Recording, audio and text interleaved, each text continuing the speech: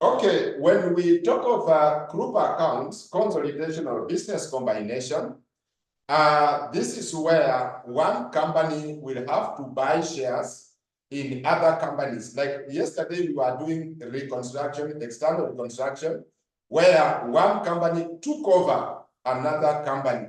Therefore, we are going to transfer assets and liabilities to one company. But when we talk of consolidation, this is where a company will be working separate.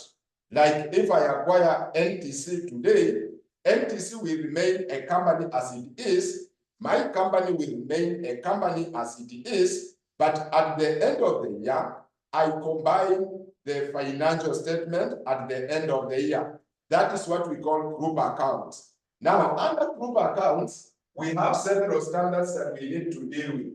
Standards to deal with under group accounts, we have number one, IFRS. Let's begin with IFRS 3. IFRS 3 talks of business combination. Business combination. Business combination. And the preparation of goodwill when you acquire a company. That is IFRS 3.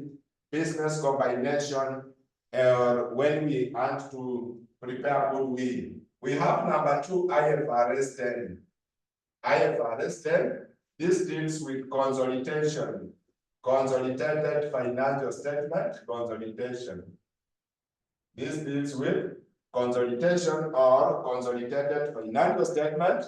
That is IFRS 10. We have number 3, IAS 27. This deals with separate financial statements. Separate financial statement means if I acquire shares in a company like company A acquires company B, company A will prepare its separate financial statement, company B will prepare its separate financial statement, so that at the end of the year, we do the consolidation. That is what we mean by separate financial statement. Then we have number 4. Number 4 is IAS 28. This one we shall be dealing with accounting for associates. Accounting for associates. Associates. Number 5, we have IFRS 11. Accounting for joint arrangements.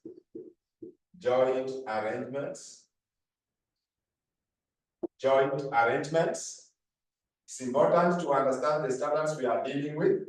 Number 6, standard number 6, we have what we call IAS 21. That is foreign currency. Foreign currency translation.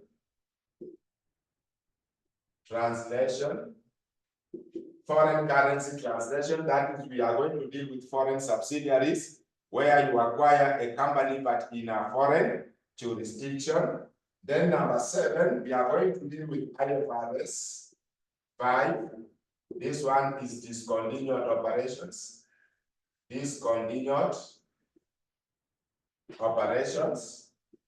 Here we are going to deal with disposal of shares in subsidiaries, disposal of shares in subsidiaries. Then lastly, number 8, we shall have IAS 7. IAS 7. IAS 7, this one we deal with group cash flows. Group cash flows. Group cash flows. Group cash flows. IAS 7, group cash flows. Therefore, those are the standards we are going to deal with basically, and you need to understand every bit of this standard. Remember, in group accounts, what you need to do is to understand group accounts, not to cram some parts. Many students make a mistake that you just want to understand how to do the equation so that I can go and do it in the balance sheet or in the income statement. Nowadays, what the examiner wants from a student is understanding of the concept, because he will twist you in one way or another. Therefore, it's you now to elaborate what the examiner wants from you. Therefore, you don't just cram that This is how I do the income statement. This is how I do the balance sheet. Previously, we were doing like that, and it was very easy. You can even come for one lesson, you do 1 or 2 questions, then you go and prepare the exam.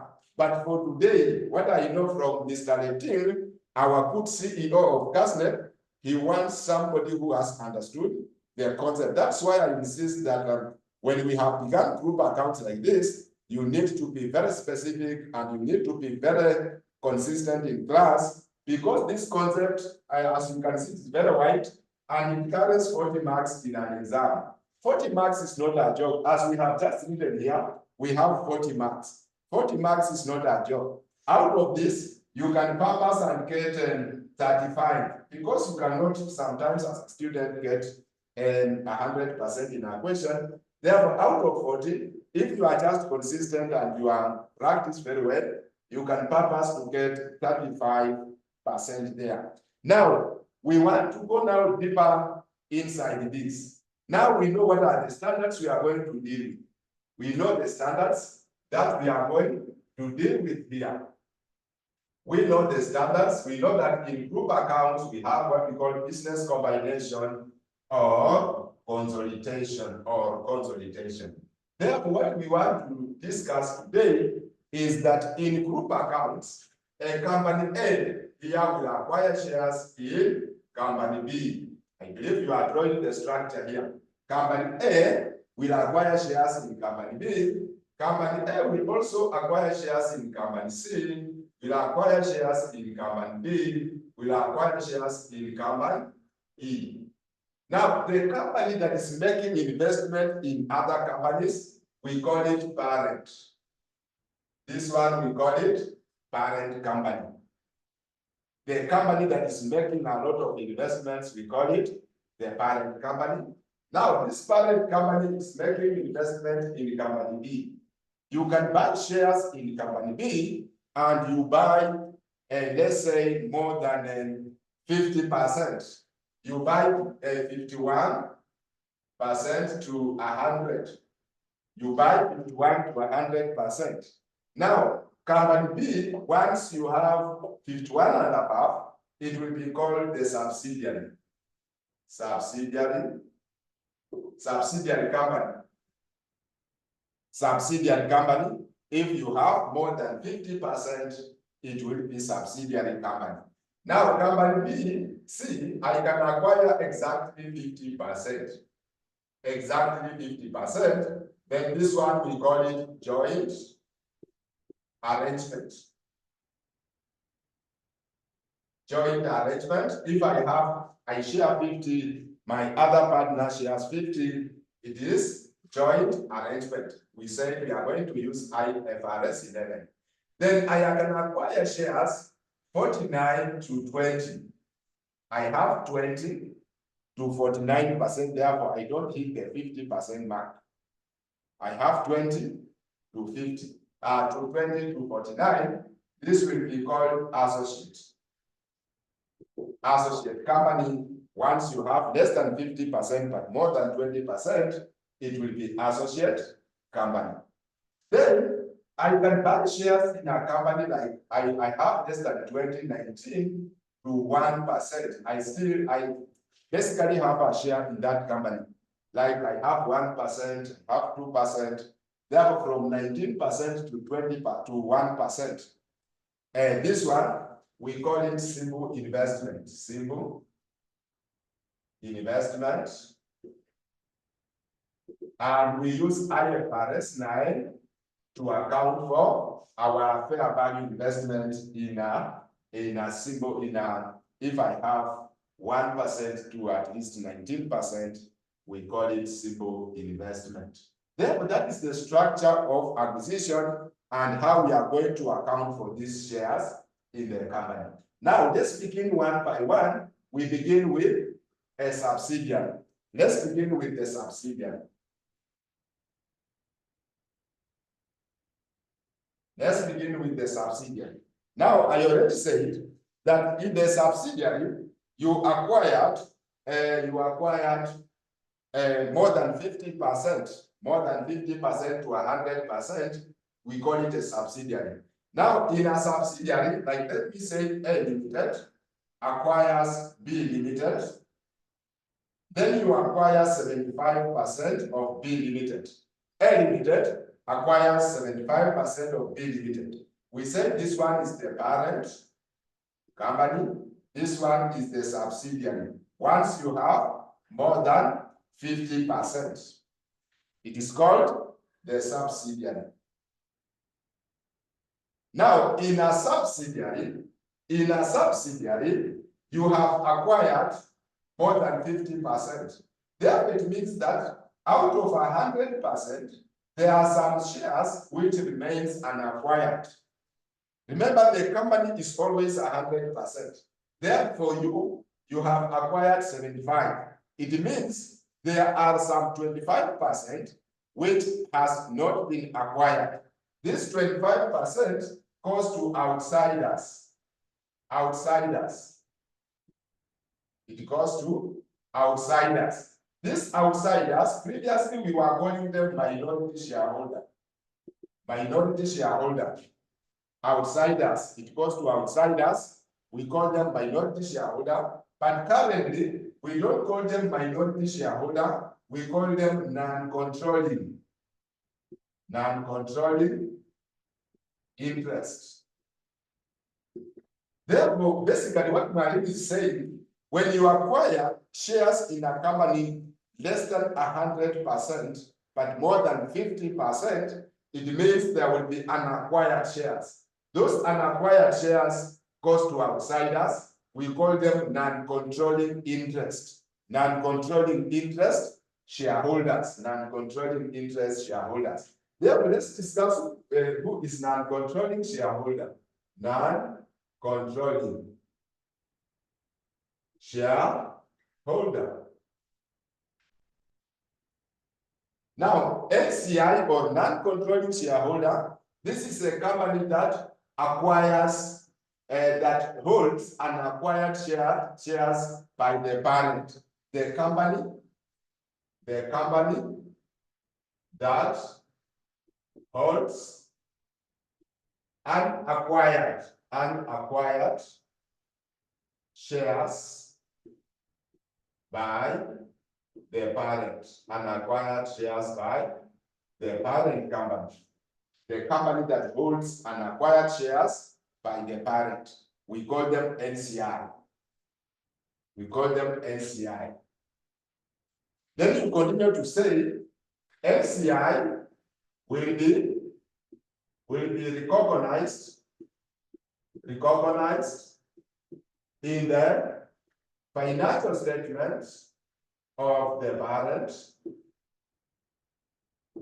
NCI, that is non-controlling interest, will be recognized in the financial statement of the parent using either the following methods.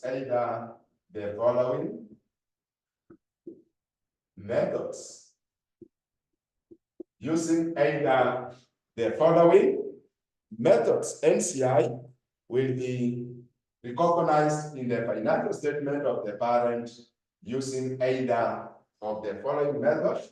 Number one, we have what we call fair value method.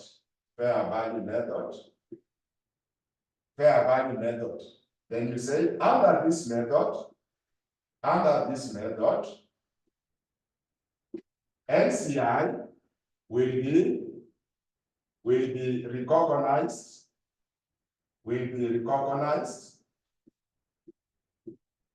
at its market value,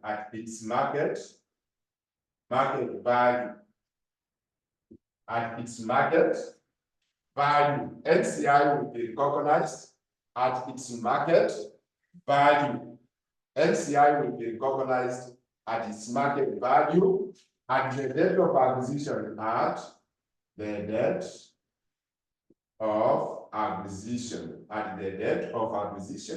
NCI will be recognized at the market value at the date of what? Acquisition. Therefore, that is if we are using We are recognizing NCI using fair value method. Under this method, NCI will be recognized by its goodwill. Under this method, NCI will be recognized by its goodwill. By its goodwill. And we are going to recognize NCI also with its goodwill. With its goodwill. We are also going to recognize the goodwill of NCI. Number two method, we have what we call partial or proportionate method. We have what we call partial or proportionate method. Then you say under this method,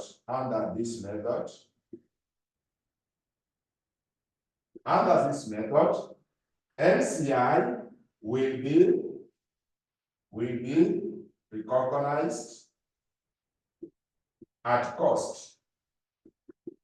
NCI will be recognized at cost without considering the market value, without considering the market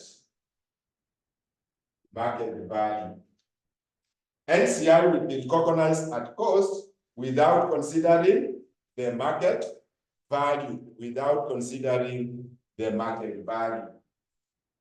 Then you put in the bracket and say the cost of NCI is the share, is the NCI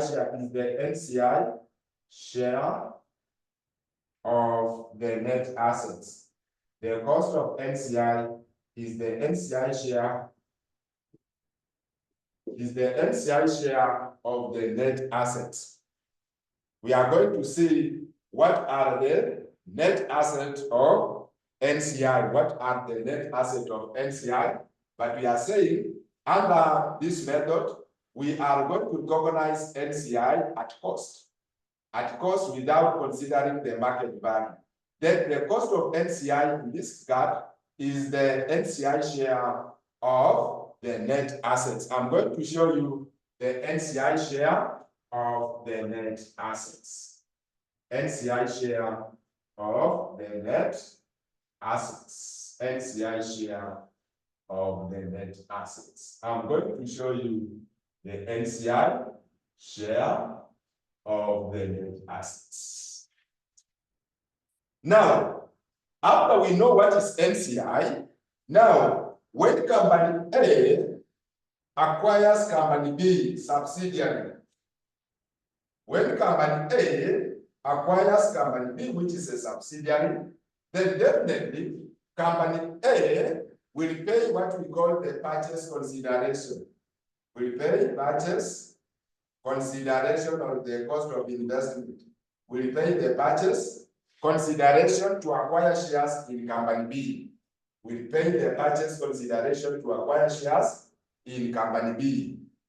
Now, this purchase consideration, when you pay to acquire company B, you acquire what we call the net assets in company B. You acquire what we call the net assets in company B. Now, when you pay purchase consideration to acquire net assets, you are required to calculate what we call goodwill. You are required to recognize what we call goodwill. Goodwill. You are required to recognize what we call goodwill. Now, what is goodwill? You said IFRS 3 defines goodwill. IFRS 3 defines goodwill. IFRS 3 defines goodwill as future economic benefits, expected from the asset, as future economic benefits expected from the asset, and which can be separately expected from the asset, and which can be separately identified from the asset. Goodwill IFRS 3 defines goodwill as future economic benefits expected from the asset and which can be separately identified from the asset and which can be separately identified from the asset. Therefore, that is what we are saying. When you pay to acquire company B, you are going to compute what we call goodwill. Now, what is goodwill? Goodwill is the future expected economic benefits from the asset and which can be separately identified from that asset. For consolidation purpose, you write, for consolidation purpose, goodwill is the difference between purchase consideration,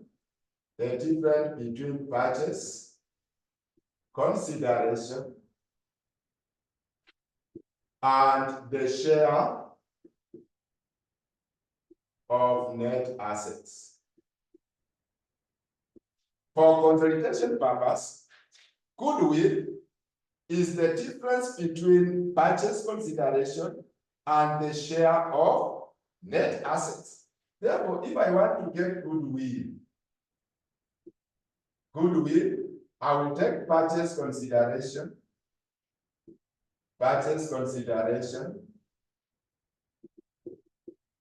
minus share of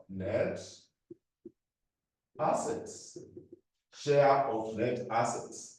Then I get what we call goodwill. I come to less share of net assets. I come to get what we call goodwill there. Therefore, for consolidation purpose, we are going to see, as I already said, what did we pay? What was the net assets acquired? Then we say net assets include, what are the net assets? Net assets include, in this case, number one, ordinary share capital. Number two, share premium. Number three, revaluation reserve.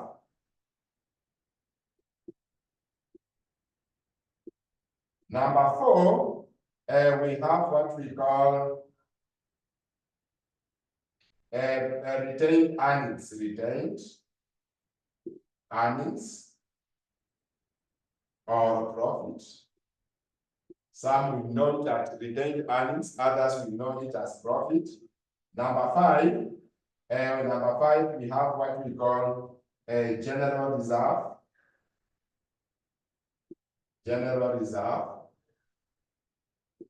Then lastly, number six, irredeemable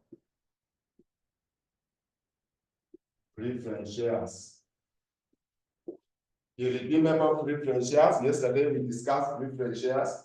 Therefore, if it is irredeemable, it's part of the net assets of the company. This is the equity part of the company. Equity part of the company is what we call net assets. Basically, as we all know, net assets equals to assets minus liabilities. Assets minus liabilities, we get what we call the net asset. We get what we call the net asset. But in this regard, we are going to consider net assets as the equity part of the company, which is the reserves. Reserves of the company is what is going to give us the net asset.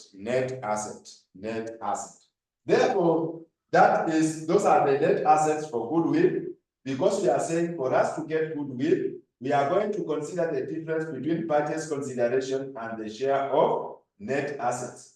Therefore, these are the net assets that we are going to use for goodwill purpose. Then we continue to develop this concept. There are two methods of which can be used to prepare goodwill. There are two methods of which either can be used to prepare goodwill. We say there are two methods. There are There are two methods,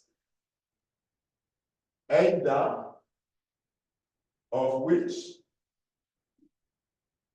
can be used to prepare goodwill. Either of which can be used to prepare goodwill. Number one, we have what we call partial method, partial or proportionate method. Partial or proportional or partial method. That is method number one. We are going to use to compute what? Goodwill. That is method number one. We are going to use to compute goodwill. Then we say under this method,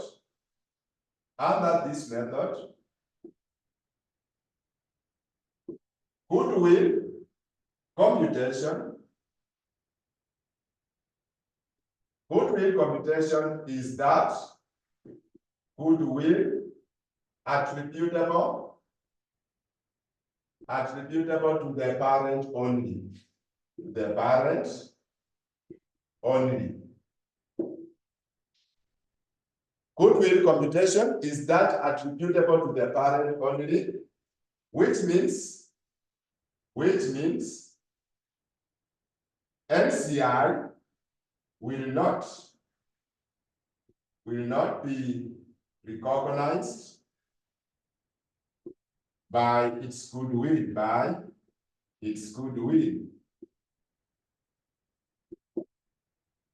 NCI will not be recognized by its goodwill.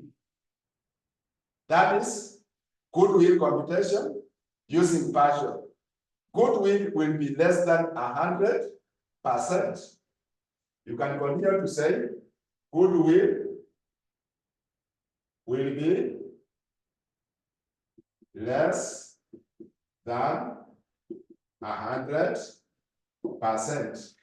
It will be less than 100% because if I acquired 75%, it means that goodwill will be only 75%. If I acquired 60%, it means that goodwill will only be 60%. Now, if I want to compute goodwill under this method, goodwill equals to, you take the purchase consideration. Purchase consideration is the investment. You come to less group share of the net assets. Group share of the net assets.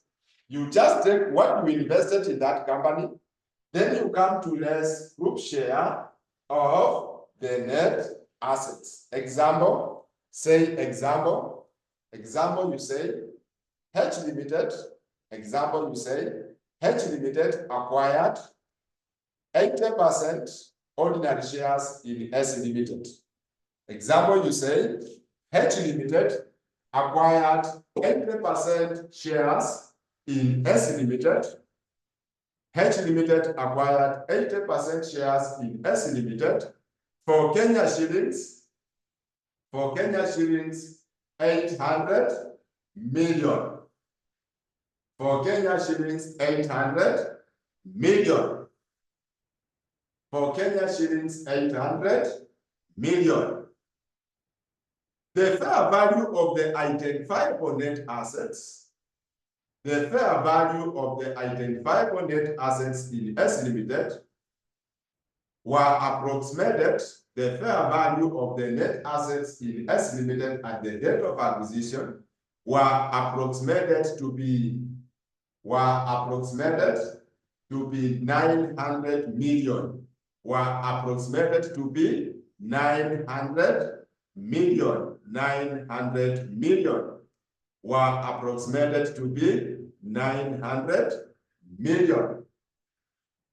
Required, compute goodwill. Required, compute goodwill.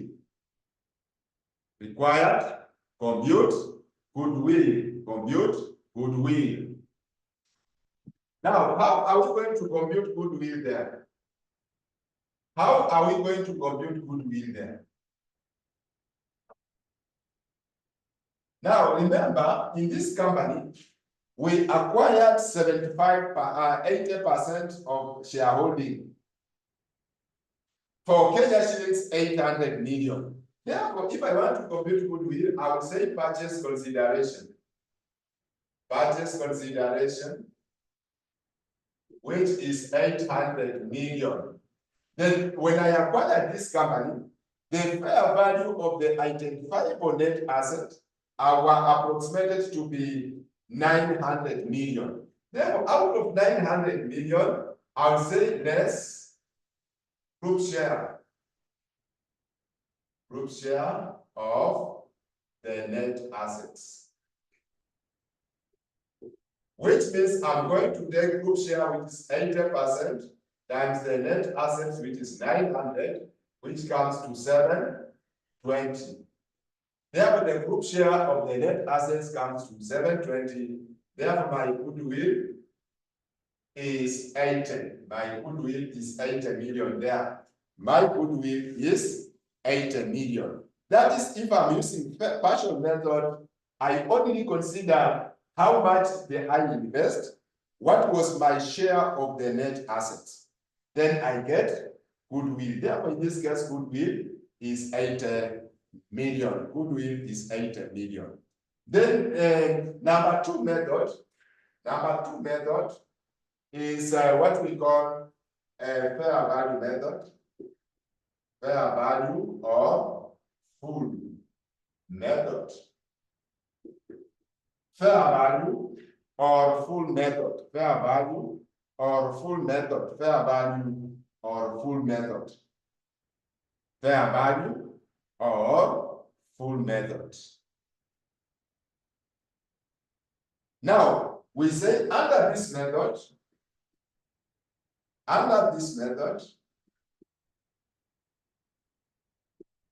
goodwill computation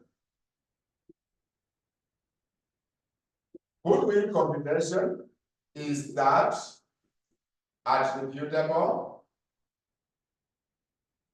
to the parent and NCI. Under this method, goodwill computation is that attributable to the parent and NCI, which means goodwill will be 100%. Goodwill will be 100%. Goodwill will be 100%. Then you put another say or not.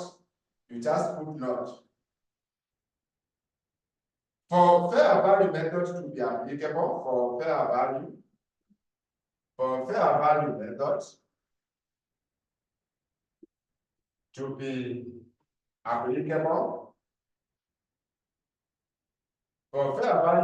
to be applicable, NCI must be stated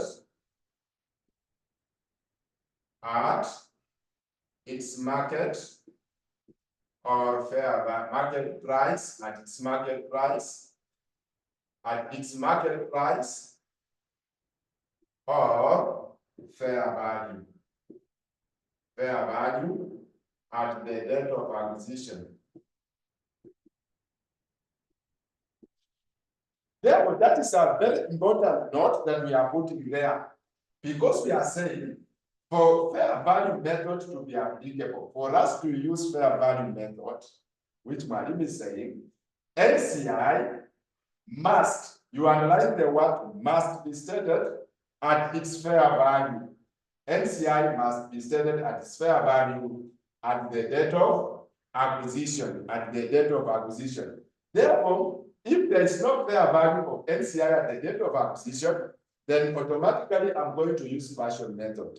But if there is fair value or market value of NCI at the date of acquisition, definitely I will use what we call fair value method. Example, Example. That is example 2. Example 2, you say, H Limited acquired 80% shareholding in S Limited. H Limited acquired 80% shareholding in S Limited for Kenya shillings 800 million. For Kenya shillings 800 million. For Kenya shillings 800 million. For Kenya shillings 800 million. At the date of acquisition, the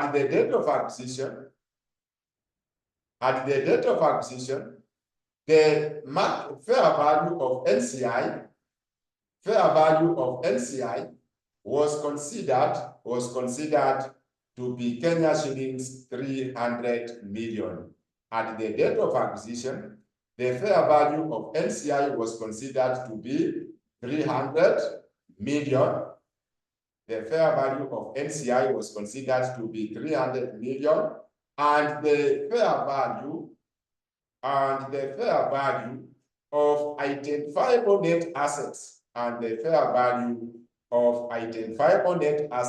in S Limited, and the fair value of identifiable net assets in S Limited was Kenya shillings 900 million. Was Kenya shillings 900 million. Was Kenya shillings 900 million. Required. Calculate goodwill. Required. Calculate goodwill. Required. Calculate goodwill. Now let's calculate goodwill in this case. Let's calculate goodwill. Let's calculate goodwill in this case. Let's calculate goodwill in this case. Therefore, my goodwill will be, I will take purchase consideration,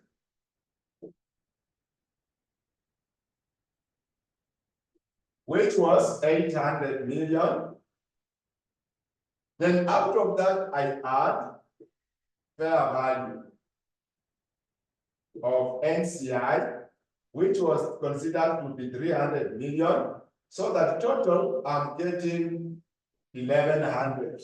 Total, I'm getting 1,100. Then we said when we are doing fair value method, we also include NCI. That's why we are adding the market value or fair value of NCI. Then I come to less identifiable total identifiable net assets, which was 900 million. Therefore, my goodwill will be 200. Goodwill will be 200. Therefore, I have also considered the goodwill of NCI. I have also considered the goodwill of NCI. But remember, I put an exclaimer there, and I said for fair value method to be applicable, NCI must be measured or stated at their fair value or market value, at their fair value or their market value. Therefore, that is how you get goodwill. That's how you compute goodwill in this regard when you acquire a subsidiary. Of course, when you acquire a subsidiary, you are going to get goodwill.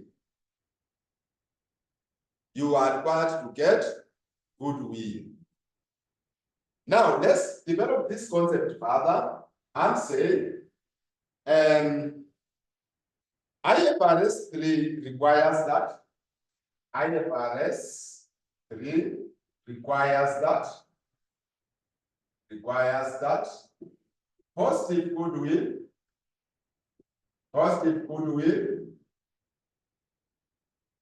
should be tested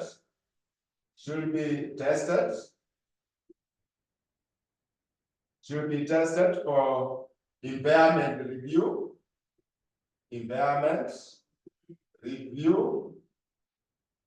and reflected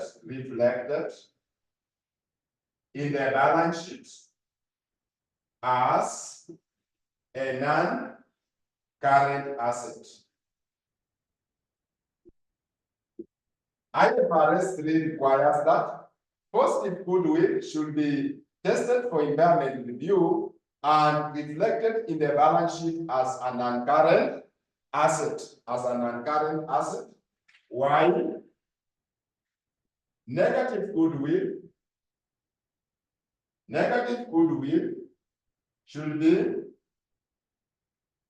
recognized in the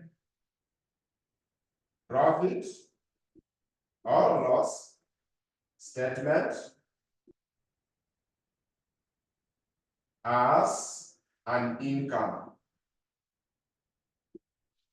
Negative goodwill will be recognized as in the statement of profit or loss as income. Therefore, negative goodwill will be income, while positive goodwill will be an asset. And remember this thing very well, that when we have positive goodwill, it is always a loss. Like, for example, here, I paid 800, but I only acquired 720. Therefore, I have positive goodwill of 800. As you can see, it's a loss because I paid more. Even here, together we paid 1100, but we only acquired 900. Therefore, it means that we paid more, but we acquired less. Therefore, goodwill is a loss. But because we listen to this, let me explain why we are going to capitalize that goodwill. Let me explain why are we going to capitalize that goodwill. It is because, for example, today you come to acquire NTC. NTC is an established college by today. Therefore, we have done a lot of work marketing this college. We have done a lot of work doing good job so that we attract students to come. Now, what we know is that, for example, today you come to acquire NTC. You check on our laptops, you check on our studios, you check on our assets. Maybe they amount to 10 million, for example. It amounts to 10 million. But for us, we are not going just to give you those assets at 10 million, because there is another work we have done. When you acquire NTC today, already you will have the students, because we have done the work, we have attracted them, they have already come, therefore they are there. Therefore, when you acquire this company, already you will be making profits from the word go. You are not starting from scratch. When you acquire our laptops, already you have the market. When you put on Facebook, people already know what is NTC. Therefore, already you have the market. Therefore, that is why we say that goodwill, we have created it ourselves, therefore we sell it. It is called internally generated goodwill. We generated that goodwill, therefore we want to sell that goodwill. That name, NTC, already is in the market. Therefore, we are selling that name. Therefore, that name, for example, you want to acquire Safaricom. Safaricom started from very far. It started from very, very far. Today, Safaricom is an established company. Therefore, when you check the assets of Safaricom, it might be 500 billion. Total assets, 500 billion. But when you say you want to buy Safaricom, they will tell you, bring 800 billion. You are not going to bring 500, bring 800 billion. Because they know very well that they have done a lot of marketing, they have done a lot of work to stabilize Safaricom. Therefore, that is what we are calling the goodwill. You are paying that goodwill. Therefore, to you who is purchasing, it's a loss because you are paying more. But we say that IFRS 3 defines goodwill as future economic benefits expected from the asset. Now, the moment you purchase NTC today, already you expect to get what? Profits from today. You start expecting profits. Therefore, that profit is what you paid for. That profit you are beginning to generate is that what you paid for. That is why we say goodwill, positive goodwill. And if it's negative goodwill, it means that you paid less. For example, the assets are 500 billion, but for you, you paid 400 billion. Then you are done. therefore you paid less. Already you have acquired the income there. Therefore, negative goodwill is an income, positive goodwill is an asset, which is a loss, but we say you capitalize it and then you recognize it or you reflect it in the balance sheet as an asset, as an non-current asset. Now, to consolidate, what does it mean to consolidate? To consolidate means you add the assets of the parent and the asset of the subsidiary. To consolidate means adding the assets and liabilities of the parent and the subsidiary. To consolidate means you just add the assets and liabilities of the parent and that of the subsidiary. I believe maybe my good friend Daniel, when we were saying consolidate, you are thinking of now what is the America, what is the Iraq. To consolidate is not about America, it's not about the US, it's not about the international community. To consolidate, you don't think of now Saudi Arabia, Dubai. No, you just think of Kenya here, companies that are in Kenya here. Like when you check in practice, KCB, we say KCB Group, because KCB has acquired a lot of shares in other companies. You think of Equity Group. Equity has acquired a lot of other companies. That is why we call it Equity Group. Like also when we consider Mwalimu Sacco. Mwalimu Sacco is also a group of companies because Mwalimu Sacco has acquired other companies also. There we will find that when we talk of group accounts, you just think of Kenya, which companies have acquired shares in other companies. Like when we say Equity Group and KCB Group, that is what we mean. And now to consolidate itself, it means, for example, I have, this is the balance sheet. This is the balance sheet. I have H, I have S. I have PP. PP of H is 200. This is 150. I have inventory. 50, 60. Then I want to consolidate that companies. This is called separate financial statement. I want to consolidate. To consolidate means if I want to consolidate PPE, I will take PPE of H plus PPE of S, which equals to 200 plus 150, I get 350. That way I have consolidated. That way I have consolidated. Let me consolidate inventory. Let me consolidate inventory. My good friend Mary is not believing me. Yes, therefore, let me also consolidate what? Inventory. Let me consolidate inventory. Inventory, I take the inventory of S plus inventory of H, and like that, which is 50 plus 60. I have 110. I have consolidated. Therefore, here the examiner just does like this, does like this. He gives me a tick there. Therefore, to consolidate, it means you are going to add the assets and liabilities of the parent and the subsidiary. That is what we call consolidation. Now, before we look at the consolidation and the example, let's look at something very critical. We call it pre-acquisition, retained earnings in the subsidiary. Let's consider what we call retained earnings in the subsidiary. Then we look at a small example there. Retained earnings in the subsidiary. Retained earnings in the subsidiary. Retained earnings in the subsidiary. Then we look at like a small question. That's to see how to consolidate. Then we are done with the topic of today. Today we said we are introducing, or maybe somebody has a question. You can just ask, maybe you have a question. Kindly just ask if you have a question, a concern, or maybe anything. You can just, either you put it in the chat, or you raise your hand, you unmute, then tell us. Anything?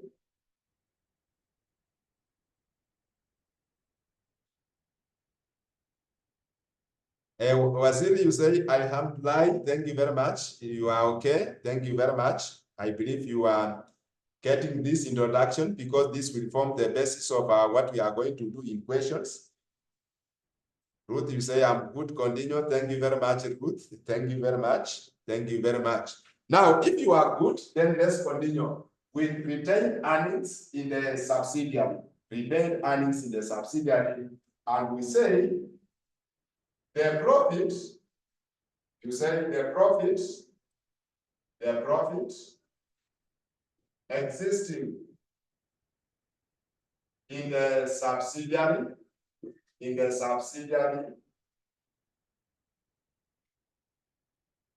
at the date of acquisition, is called pre-acquisition profit. The profit existing in the subsidiary, at the date of acquisition is called pre-acquisition profit, and it is not income to the parent, but a return on investment. Therefore, it should be capitalized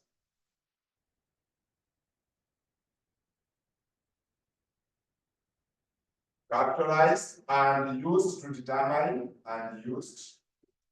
determine goodwill in the cost of control.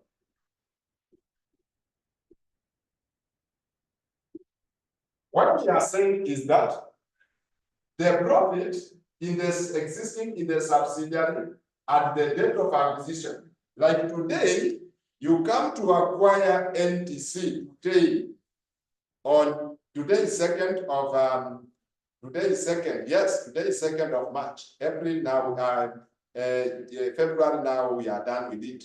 Today is 2nd of March. You come to acquire NTC today. When you check on our balance sheet or our income statement, already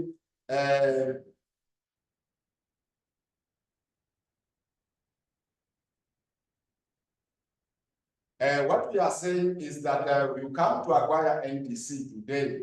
When you come to NTC, you check on the profit today. We tell you that we have 2 million profit. Okay, now when you acquire us, this profit, we are saying it will not be income to you. The profit that is there on acquisition, it's not income to you, but we are saying it's a return on investment. Therefore, it should be capitalized and used to determine goodwill in the cost of control. Then we continue to say the profit after acquisition is called post-acquisition profit. Post-acquisition profit, and it is income to the parent. Therefore, the group share should be credited to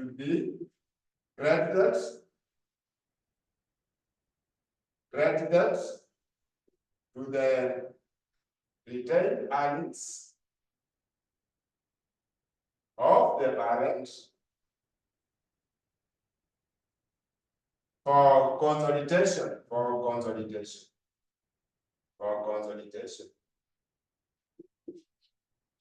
Therefore, the group share should be credited. To credit means should be added. To credit means should be added to the retained earnings of the parent for consolidation. Therefore, like for example, what Marie is saying here, is very interesting. Is very interesting here. What Marie is saying is very interesting.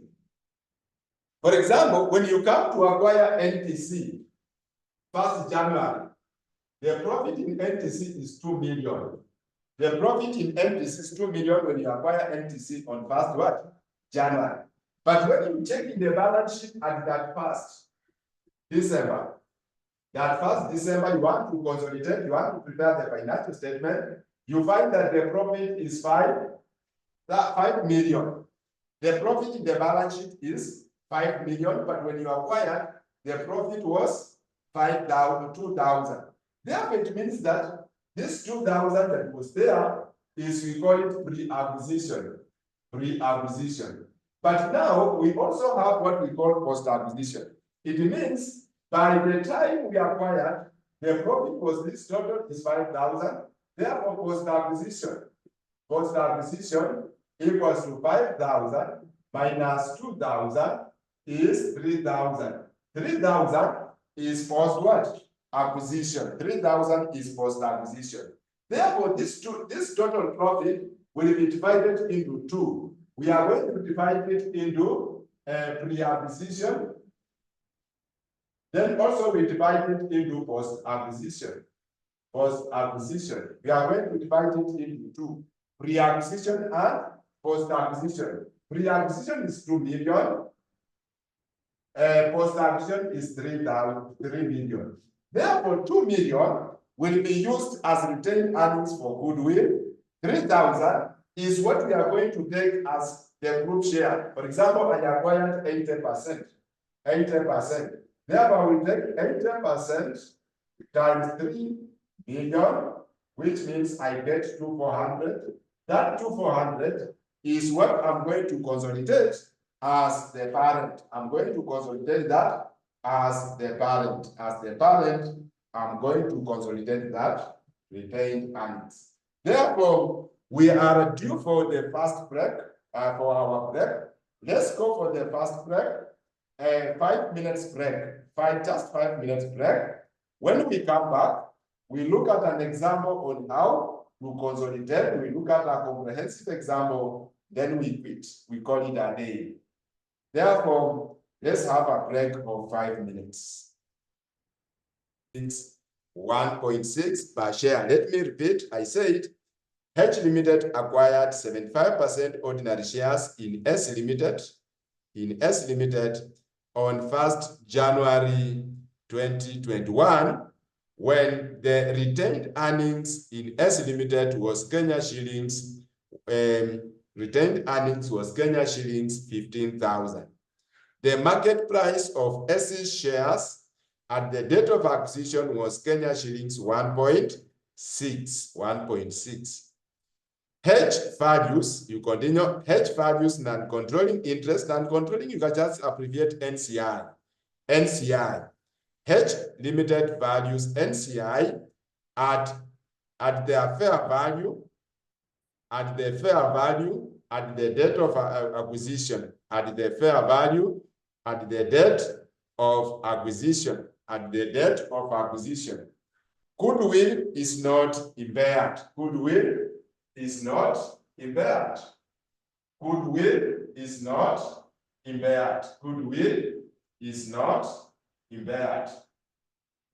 The following statement of financial position relates to the two companies. The following statement of financial position relates to the two companies. The following statement of financial position relates to the two companies. Here we have H and S. We have H and S. We have H and S. The following financial statement relates to the two companies. We have H and S. Here we have PPE. Let me say PPE. PPE here is 60,000. Here is 50,000. 60,000, 50,000 PPE. Then investment in S. Investment in S Limited, 68,000. Investment in S, 68,000. Here it's a dash. So that this one is 128. This one is 50,000. Then current assets. Current assets. Let's give it 52,000. 35,000. Total assets. Total assets 180,000. 85,000.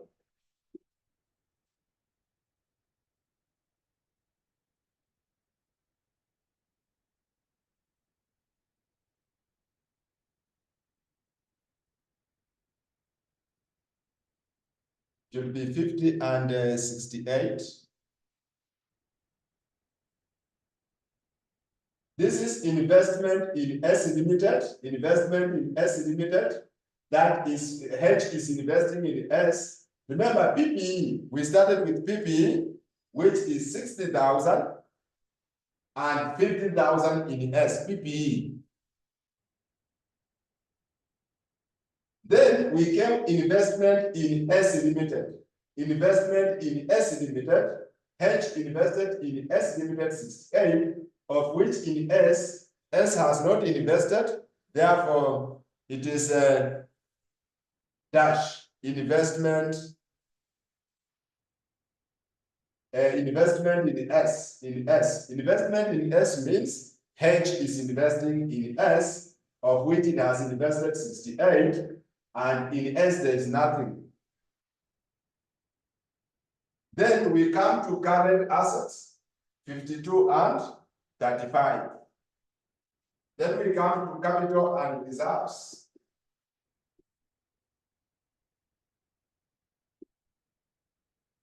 Ordinary share capital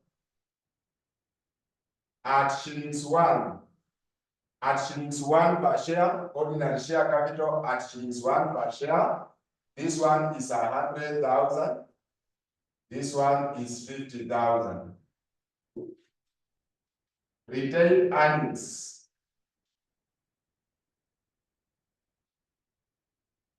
This one is 70,000. This one is 25,000. So that total we have 170,000. Total we have 75,000. Then current liabilities.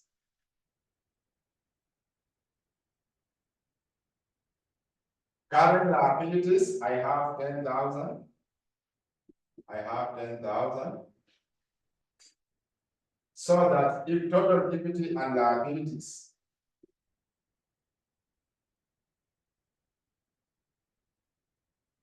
$180,000, 85,000.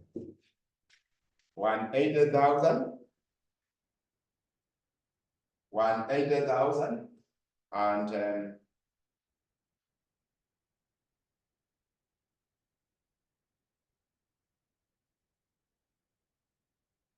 required, prepare consolidated statement of consolidated balance sheet of H Limited. Prepare consolidated balance sheet of H Limited. Prepare consolidated balance sheet of H Limited. Prepare consolidated balance sheet of H Limited. Prepare consolidated balance sheet of H Limited. Now, we said that to consolidate, you are just going to add assets and liabilities of the subsidiary and the parent. But before you consolidate, there are three items that you need to determine first. Three key items that you need before you consolidate. Three key items. Before you consolidate, three key items. Number one, determination of goodwill. Of goodwill. That is item number one. In any acquisition, you must give us goodwill. In any acquisition, you must give us goodwill. Number two item is valuation of NCI. Valuation of NCI. Remember we said that NCI will be recognized in the financial statement of the parent, either using fair value or partial method. But now, that is a key working because you need to value NCI. Then number three, last key item, consolidated retained earnings.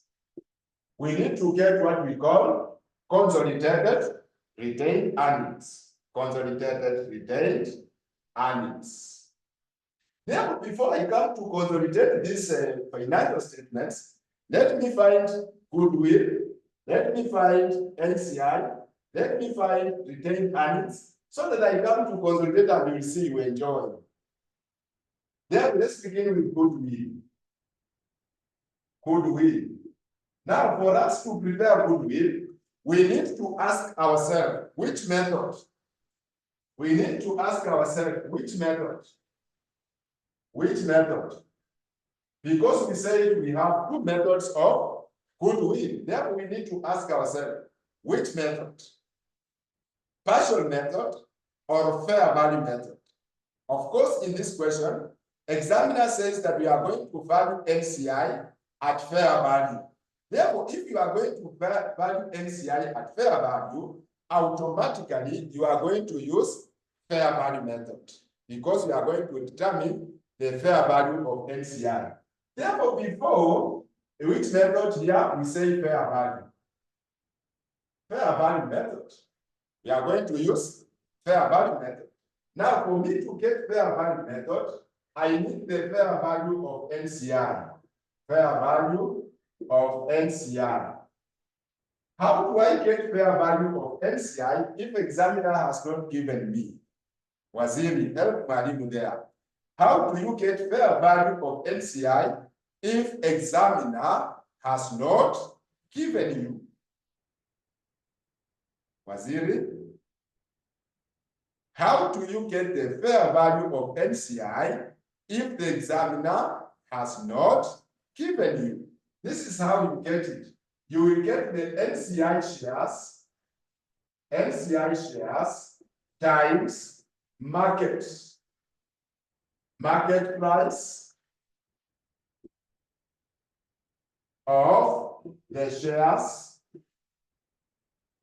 in S Limited.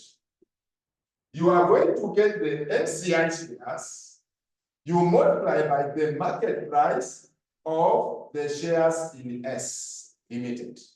Like in this question, NCI shares equals to total shares in the subsidiary is 50. As you can see, total shares in the subsidiary is 50. Therefore, I will take 50,000 times 20%. Times 20%. Remember, we acquired 75, therefore NCI is 25 times 25%. Times 25%. Times 25, thank you very much, Ruth, times 25%. Therefore, what will be the value of NCI there?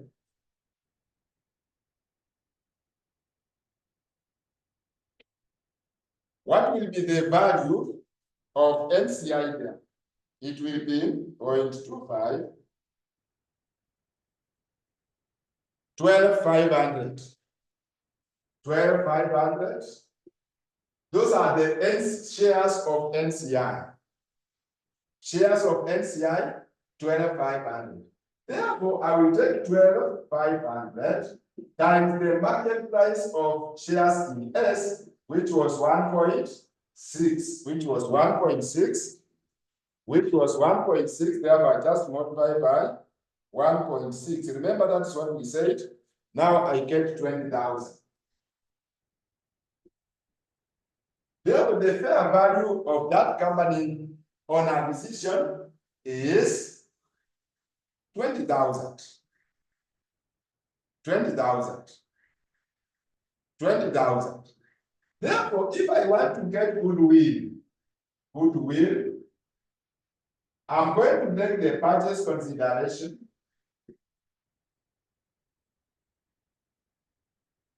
of which we were given investment in S. Investment in S is what is forming the purchase consideration, which is 68. Then I come to add fair value of NCI, which is 20,000, of which I get 88,000. That is total investment. That is total investment in S Limited. Total investment, that is 68 plus the NCI, which we get 88,000. Then I come to this total net assets acquired. Total net assets, we mentioned ordinary share capital, of which in the subsidiary ordinary share capital is 50,000. Ordinary share capital is how much? 50,000. I also come to this pre-acquisition profit. Now, when we acquired this company, examiner told us that the profit was 15,000. The profit was 15,000. But when we check at the year end in the balance sheet, it is 25,000. Therefore, that 25,000 will be divided into two. We have what we call pre-acquisition and post-acquisition. Pre-acquisition is 15,000. Post-acquisition will be 10,000. Post-acquisition will be 10,000. Therefore, when we acquired the company, the profit that was there was 15,000. Therefore, that is what we use for goodwill. Therefore, I add there 15,000. Now, when you check in our net assets reserves in the balance sheet, we only have two: ordinary share capital at sheet 1, retained earnings. There is no share premium, there is no revaluation. Therefore, don't ask Mwalimu, you said you need to include revaluation. It will depend with the question. If the question has a revaluation, and Mwalimu said it is part of the net assets. If the question has general reserve, Mwalimu said it will be part of the net assets. Therefore, here, I'm adding 65 there. I come to less 65 there. I come to less 65 there. I come to less 65 there, so that I get goodwill.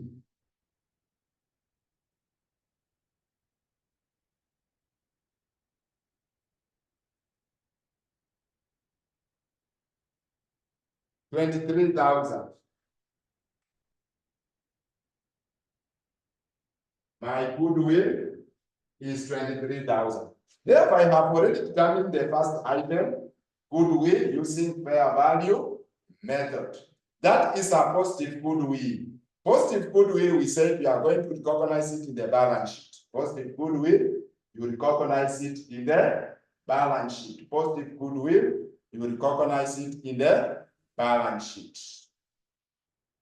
Then we go to number 2 item, valuation of NCI. Or if you have any question, just put it in the chat for Madibu. Otherwise, we go to the next item, which is valuation of NCI. Which is valuation of NCI.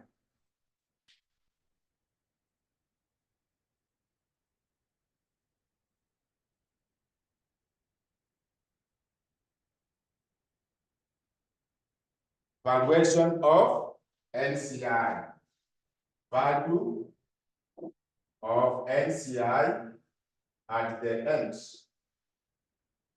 Value of NCI at the end, or the consolidated NCI. How do we get the consolidated NCI? How do we get consolidated NCI? Here, you take NCI or fair value. Let me use the word honorary. Fair value of NCI at acquisition. Then you come to add NCI share of post acquisition profits. You come to add NCI share of post acquisition profits. I'm going to take fair value of NCI at acquisition.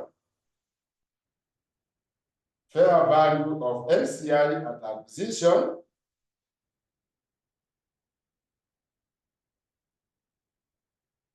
Fair value of NCI at acquisition. Then we come to add NCI share of post-acquisition profit. NCI share of post-acquisition profit. Like when I come to our question here, NCI at acquisition, we determined it as 20. We determined it as 20,000. NCI at acquisition was 20,000. Then I come to add NCI share of post-acquisition profit. Or did I say what is post-acquisition? Post-acquisition profit is the profit after acquisition.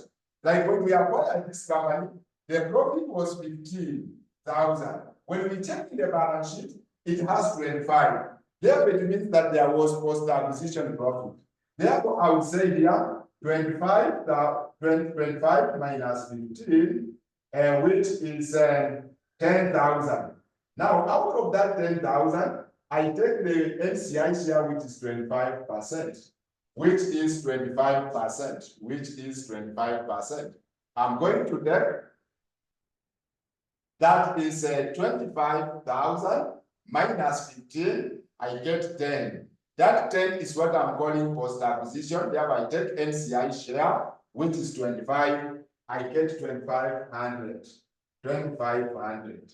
Therefore, there I get 22,500. 22,500 becomes the fair value of NCI. Value of NCI at the end. At the end of the year, that is the value of NCI. That is the value of NCI. That is the value of NCI at the end of the year. The value of NCI at the end of the year. Therefore, that is what we are going to recognize in the balance sheet as NCI, the value of NCI. That is the item number 2 that you must compute. Then we go to item number 3, which is the last one, consolidated retained earnings. Number 3 item is the consolidated retained earnings. Consolidated retained earnings. How do I get the consolidated retained earnings? Here you take 100% profit of the parent.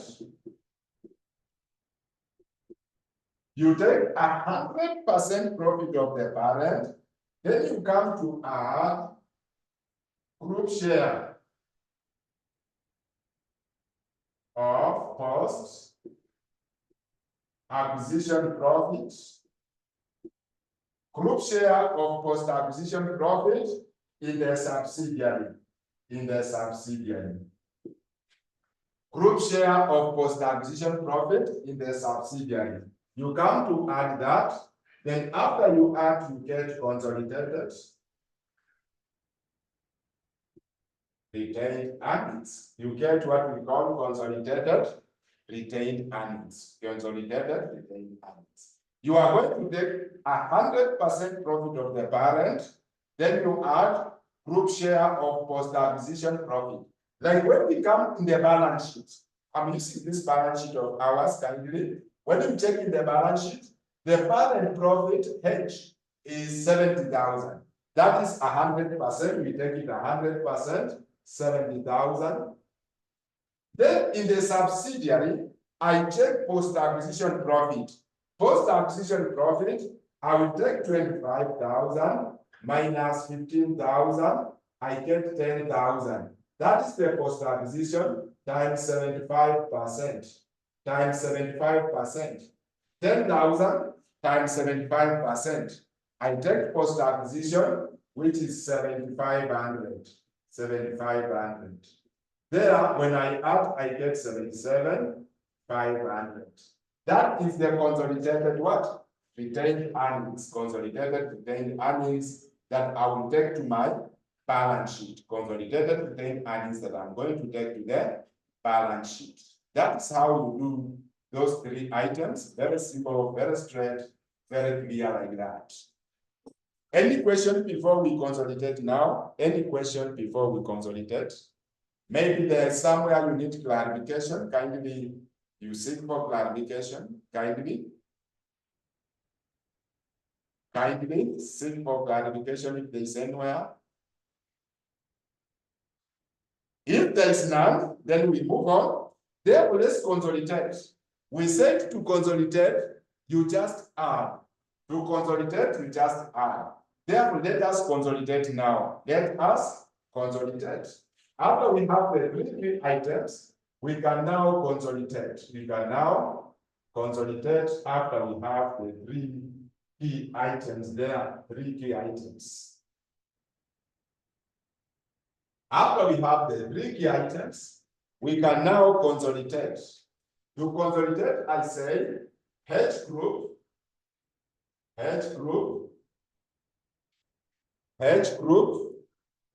I'm saying H group, statement of financial position as at 31st December 2021.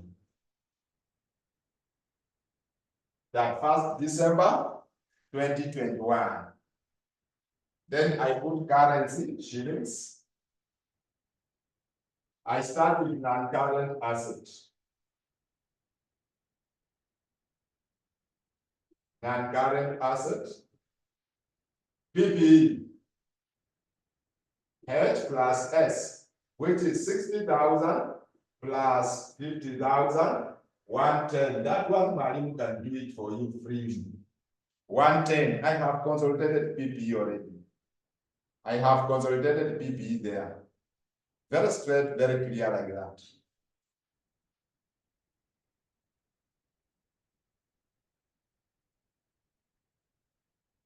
Then I come to goodwill. We say that positive goodwill will be reported in the balance sheet as non-current asset. Therefore, goodwill was 2,300. I have consolidated goodwill there. I have consolidated goodwill there.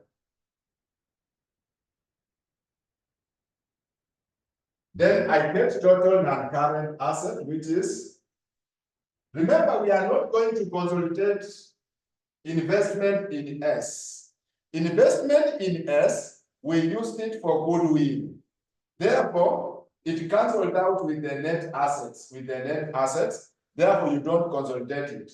Then we go to current assets. Current assets, of which we take H plus S. H plus S.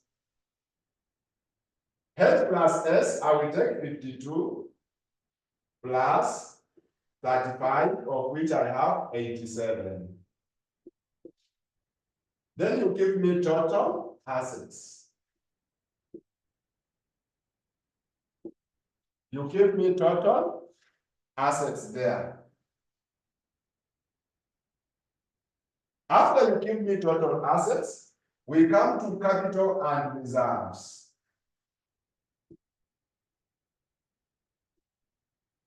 Capital and reserves. Capital and reserves. 220. Thank you very much, Ruth.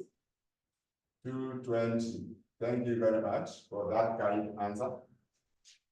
Capital and reserves. Capital and reserves.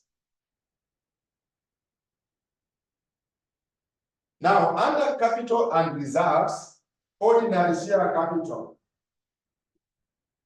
Ordinary share capital. This one you take for the parent only. You don't take for the NCI. You take for the parent only because for the one for NCI was used for goodwill.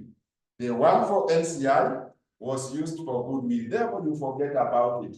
You are going to take for the parent only, which is 100,000. Can that make you not to sleep because of consolidation? It cannot. Consolidation is very easy. Ordinary share capital, share premium, revaluation reserve, you take for the parent only. Then we come to retained earnings. Retained earnings, we did the consolidated retained earnings, which was 77,500. It was 77,500. Consolidated retained earnings was 77,500. Then we recognize non-controlling interest. Non-controlling interest, we recognize it as a reserve. The non-NCI at the end, it was 22,500. We recognize it under reserves. Under reserves, we recognize it under reserves like that.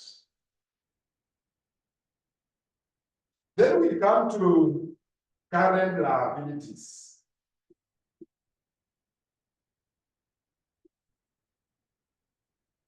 H plus S, of which I have 10,000 plus 10,000, which is 20,000. Then you give me total.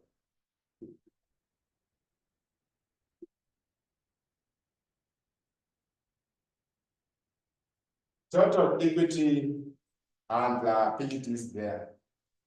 Total equity and liabilities. That is how to consolidate the balance sheet. Very easy. You just add assets and liabilities of the parent and the subsidiary. You just add assets and liabilities of the parent and liabilities.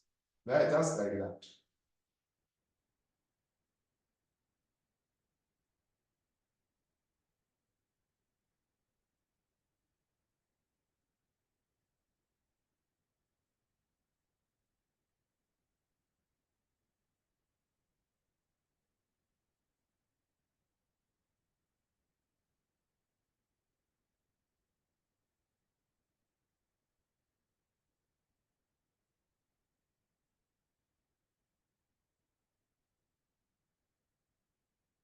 Any questions so far? So good. Any question? Any question? Any questions so far? Now, it means that for today, we have learned what we call, we know what is the parent company, the company that acquires shares in other companies. Number two, we learned what is the subsidiary, what is NCI, what is associate, then what is goodwill, what is to consolidate. We have consolidated one question balance sheet. Therefore, for today, I beg to stop there. For today, I beg to stop there unless somebody has a question. I beg to stop there. When we meet on Monday, God willing, at our normal time, Monday, God willing, we are going to discuss deeper things under consolidation. We are going to discuss deeper things. Remember, on Monday still we shall be introducing, so that on Friday we do a comprehensive question after introduction on Monday. Therefore, if there is no any question or concern, let's stop there. we continue next time, that is on Monday.